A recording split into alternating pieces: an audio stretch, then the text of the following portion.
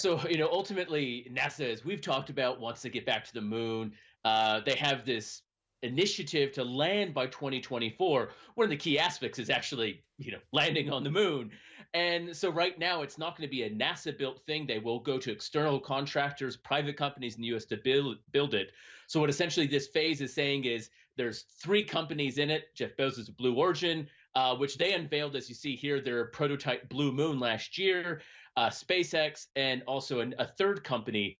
So they have essentially about 6 months to a year to progress their designs, convince NASA that is the best one, the most effective one, the safest one, and win over the final contract. So it's kind of like a pre-selection before the final voting by NASA of who will actually build the full thing. So it'll be a busy year for these companies to convince it to be the first private company to land humans on the moon.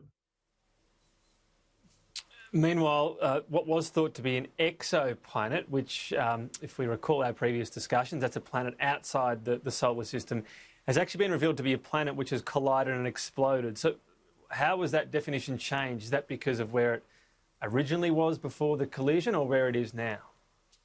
It appears to be just how it's actually changed over time. So the Hubble Space Telescope first spot this planet back in 2004. And as it saw, instead of looking like a point of light, so if you go out tonight, if it's clear, you can see the planet Venus in the early evening sky. And it's just a little bright dot. And that's how this thing appeared through the Hubble Space Telescope.